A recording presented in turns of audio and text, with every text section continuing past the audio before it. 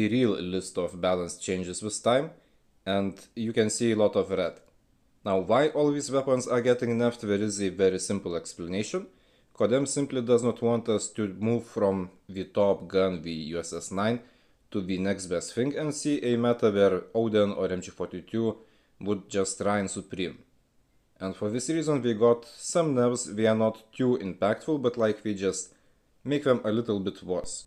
It is not a bad thing by any means, it is just fine-tuning the meta. Because for instance MG42, the big mag is getting nerfs, and even in the current setting I would say that the damage mag is better, but it just prevents people from spamming MG42 big mag bullets. And the damage mag, it requires a bit more skill.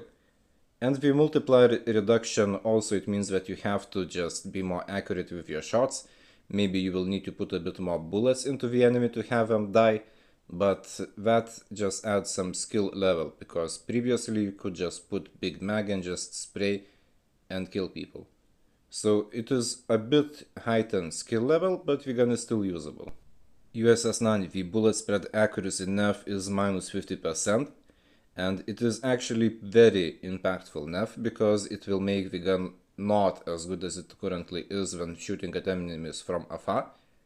And even up close, it just means that you are not as accurate. And it gives a chance for other weapons to be good, or like at least usable in the meta overall situation. And that is nice, and it also does not ruin the USS-9 completely, just makes it a more SMG like it should be. And now the no stock nerf, well, at the moment I'm actually not using the no stock in my gunsmith, but after this nerf I think that I might have to add it, because I would have to use also the barrel, the pro barrel, which gives extra bullet spread accuracy improvement, which I'm currently not have on. So it kind of pushes us to use the most used, most popular gunsmith with the big barrel and the no stock, but at the same time it makes it not as good for range battles, and even up close it will be not as good, because bullet spread accuracy is very important actually. And so it will be a meta gun, but I think that we might have another top meta option eventually found in the Season 4.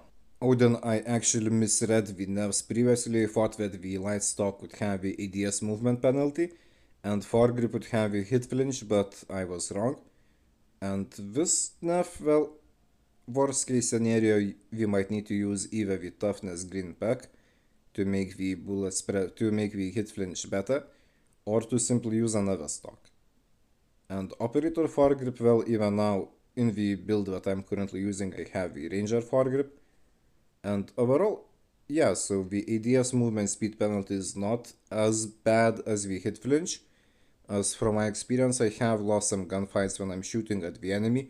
I get a bullet into them, but then they are shooting back at me like USS-9 user in the current not nerf situation, and they just cause me to flinch. Odin has a slower firing rate and they kill me and I die. So hit flinch even now, it is a concern, and so after this nerf to the IKM light stock, we will need to find something to do about it.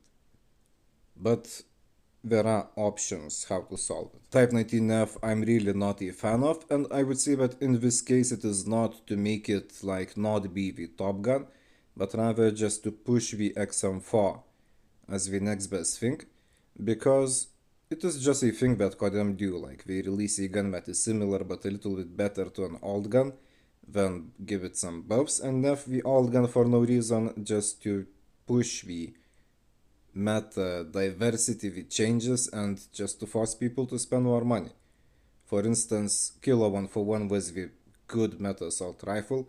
When Grau was introduced, Grau got buffed, Grau got a mythic, and Kilo got nerfed, and now Grau was a better choice compared to the Kilo. And at the moment neither is like in the top meta, but it is just an example of how a newer gun pushed out a older gun, even though they both are similar. So I think that we are really going to the situation where XM4 will be replacing Type 19, either next season or later on, because at the moment, like this build, it will be this situation of Type 19, it will feature worse mobility, worse sprint speed, and I mean, at the moment when YouTubers see how Type 19 and XM4 are very similar. Now, I personally find that the range of Type 19 is better and bullet accuracy is also better. It has a very nice aim assist, meanwhile XM4 is just a more like aggressive option. And so this makes Type 19 even slower and pushes XM4. And I think that sooner or later XM4 will be used instead of Type 19. And well, I don't like it because Type 19 is one of my favorite mythics, but that's just how things go. HSO nerf rather random. I think it is because of the overkill that more players started using it alongside some other weapon, and the HSO is just a good shotgun. But the fire rate interval where worst case you can just use KRM. Like in Battle Royale for instance, and in multiplayer I think maybe KRM would be a better choice, like even as is. Although I did see some people telling that HSO was really good this season after a buff it received earlier. So it is just a fine tuning thing, like it will not disappear.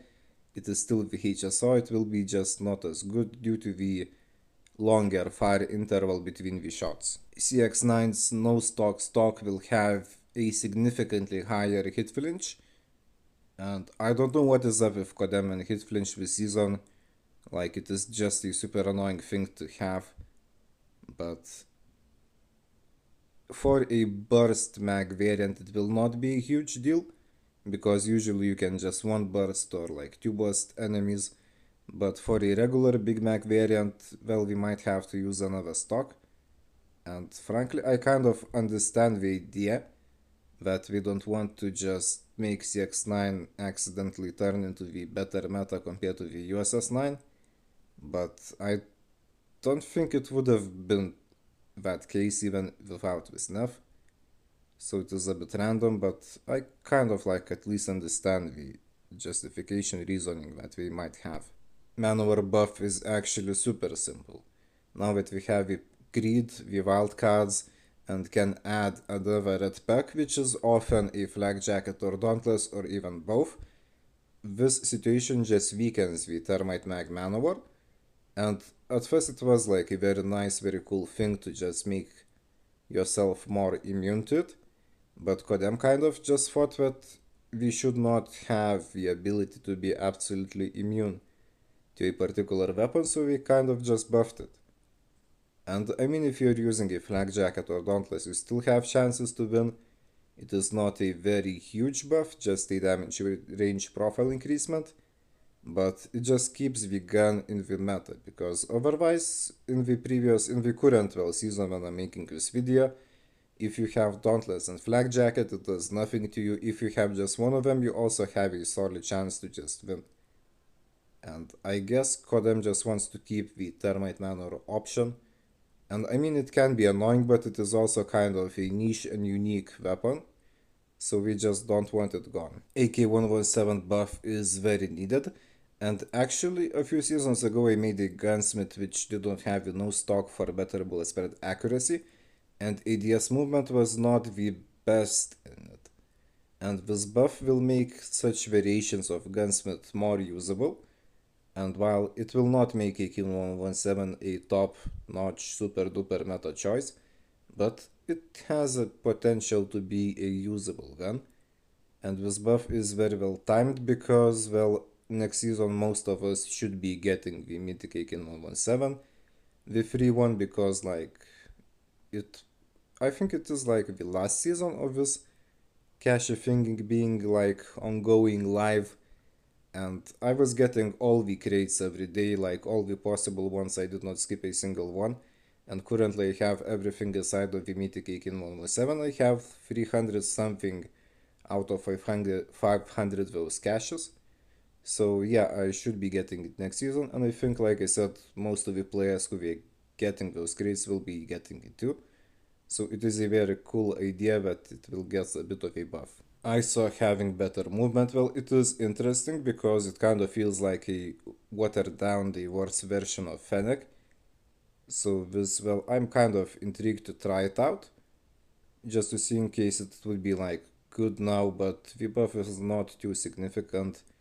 I don't think that we will be seeing ISO anywhere in the meta. Striker having a better ADS time and bullet spread accuracy is actually pretty peculiar, and a few seasons ago I made a video after a buff for the Striker, and it felt kind of usable and kind of like a hybrid of assault rifle and SMG due to good range and bullet spread accuracy, but of course it was a bit slower compared to other weapons, and so ADS time being faster kind of mends the situation. Bullet spread accuracy being better is always a good thing, and so it should not be like the top meta, but I think that it could be a good non-meta gun. And that is quite an interesting change, so this will be one of the weapons that I'm definitely trying out. QXR chest multiplier increased a little bit of the enhanced bolt only. Well, obviously it makes it a bit more viable because it is a buff, but at the same time the problem with QXR that you have to use the enhanced bolt if you want to get the best result, which costs an attachment slot. Now imagine if you don't have a leggy option, you also need a classic red dot, which is 2 slots, and most of the current top meta guns or even good meta guns, we don't need such extra attachments as the enhanced bolt to be competitive. And having more attachment slots is just a better thing to be having in contrast to the QXR situation. A huge buff to the QQ9's bullet spread accuracy, and as you can see it works for any mag, just for QQ9 overall. It will have better bullet spread accuracy, and then the damage mag also has a better bullet impact, basically the hit flinch, it will be not 10% but 30%, and that actually has potential to make QQ9 a really valid meta gun, which, well, I would say about time, because it used to be a great gun, then it kind of just got outshined by other newer guns, and it can go back, especially now that we have the Prestige one and some legendary variants were introduced recently.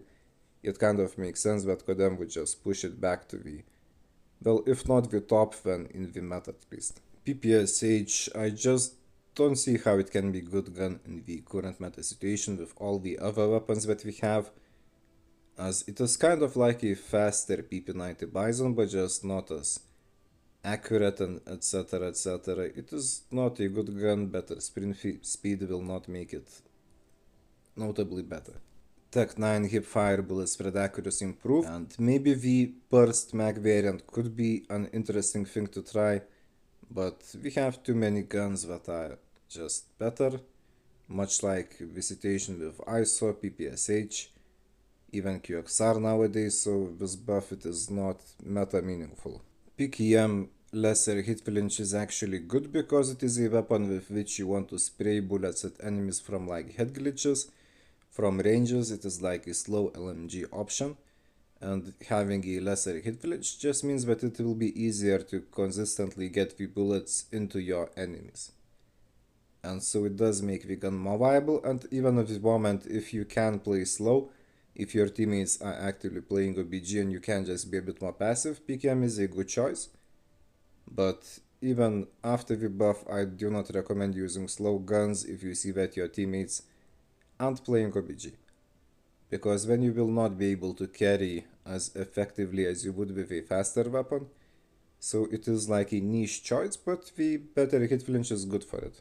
Annihilator's duration increased by 10 seconds. For good players who are experienced with it, it will not be a huge deal, or at least maybe they will get one extra shot before the operator skill expires, disappears. But for beginners to Annihilator, for instance, I would say I'm a beginner, having more seconds is nice, and so it is a buff that it just makes it a bit easier to use, but does not make it OP or anything. Tag 5, well, this is an interesting case, but I think it is hugely related with wildcards, because for instance I found a combo of unit support and overclock, which charges my operator skill for every OBG area, and in that loadout I'm using the reactor core, and I use it if my teammates are farming kills but not playing OBG, because for every kill unit support charges my operator skill faster, and so I can just sit in the OBG area with the reactor core and protect it, and it can help to win the match, which would otherwise be lost, and I would see how the number 1, number 2, number 3 players, we have like 50 something kills, but we did not play OBG. And so now imagine this combo with attack 5. And now imagine 2 or 3 players in the team using the combo. It would lead to them giving the whole team extra health for a significant portion of the match. And that would be broken. And I think it is simply why the energy requirement is increased. Bull charge, well, it is good when some teammate uses it and wipes out OBG, but it is also super annoying to play against and not too skill intensive, so I think it is just getting enough a little bit, because it is a very dumb operator skill. Like, it has value, but it is just no skill no skill needed, and so we are just nerfing it, which is not a bad thing. Claw duration increase will make it more usable, and it is a really powerful operator skill, but the duration of 14 seconds was not the best. Shadow Blade is a very interesting case. I sometimes see players doing really well with it, and now it will have more seconds, so it is basically a bull charge but a bit more skill intensive. Like, we both have a very similar usage intent, and it could replace the bull charge. But at the same time, like, I'm fine with bull charge being replaced by the shadow blade, because like I said, it requires more skill. It just even looks better when some enemy is running at you with the katana. And so that is a good change, and I'm all for it. Vital's duration increasement is just stupid.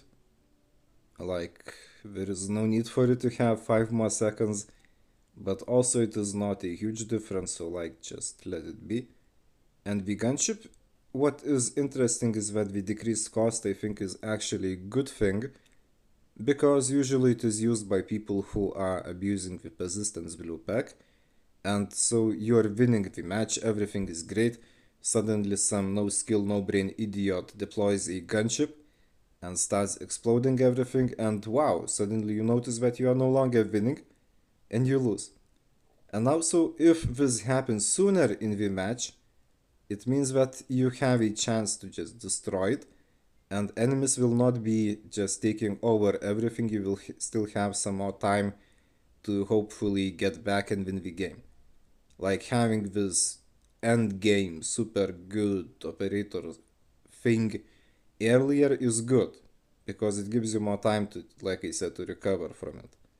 And also it is not really hard to destroy, so like, I think it is just stupid, and like, just using persistence is kind of stupid for gunship, so this is good. As for persistence, I think that having a chopper gunner actually gives more value, because you can consistently get it every match. Meanwhile, the gunships, they are not always seen from the persistence user side, so yeah, it's not a bad buff. Ay, whole page for Battle Royale. But well, let's go through them. AK117, so previously I praised Kodam for giving it a buff due to the addition of a mythic, people finally unlocking it. And here in Battle Royale it is getting nerfed. Bullet spread accuracy enough, although not too impactful, not too significant, just the second area. Damage profile, well, it is not a huge nerf. Maybe they just don't want the gun to be like too overly broken in BR, then pretty much everyone and their moms will be having the mythic variant. Tech 9, I see it getting nerfed often, I don't really understand the point. Like, even when I check the top Battle Royale leaderboard as loadouts, we are usually using AK-107, some shotgun, and I also noticed an influx of QQ9s. Well, I mean, I check these loadouts periodically because I play Alcatraz for the tournament, so I just want to keep in touch with the changes, and I haven't really seen many Tech 9s. M13 buff to the bullet spread accuracy, not really that relevant, just there are better guns for Battle Royale, but like, you can use it if you want, if you really want. Desperado, increased turret fire rate, good, but just using Desperado is bad. Trapmaster having more charges is actually pretty interesting, but now it will not be available in Alcatraz, and in like isolated blackout in big areas it is not as big of a deal. I think it is a nice buff. Jet boost, jet boost, I think I never used it like ever. I barely ever saw people using it. I don't think that this buff will change anything. Hacker, annoying little operator class, will have a longer duration and increased time to remove hack. Well, this is a bit stupid, but maybe we just want to give the hack operator skill a chance. Rewind having more charges is just a big thing. Like, it had a better situation earlier when it was nerfed, and I guess people stopped using it, so they are just buffing it to bring it back. Much like happened with Ninja earlier. It is not a bad change, I think. And now conclusions, and if you are still watching, then I'm surprised. Even I took a few breaks while recording this, but yeah, so MG42 nerf does not make it bad, USS9 nerf is good. It will make it less great in long ranges, it will just finally make players need to have brain. And like we will be seeing less USS9s in big maps, for instance Diesel, etc. Because now whenever I go into a big map, I take a long range assault rifle and I see players using USS9, I think it is just silly. So we will no longer be having that. In Nuketown you will see plenty of USS9 stills, but it is a good enough. Odin is annoying because we might have to use toughness or just change the gunsmith overall, but the gun is still good. Type 19 I don't like, but it is what it is. We just have to start using XM4. HSO okay, CX9 fine, manual are okay. This page has QQ9 written all over it. AK117 good. Striker interesting, Annihilator good, nothing else really matters. Main highlight definitely the Claw and the Shadow Blade, and others we are like eh. I will not yap about VR again, but like overall we are getting some actually meta impactful changes the upcoming season. From the operator skills to things like UQ9 to the nerf to the USS9, the Type 19 being replaced by XM4 most likely, and these changes they do shake up the meta actually. Like it has been a while since we had such actually meta impacting changes. So yeah.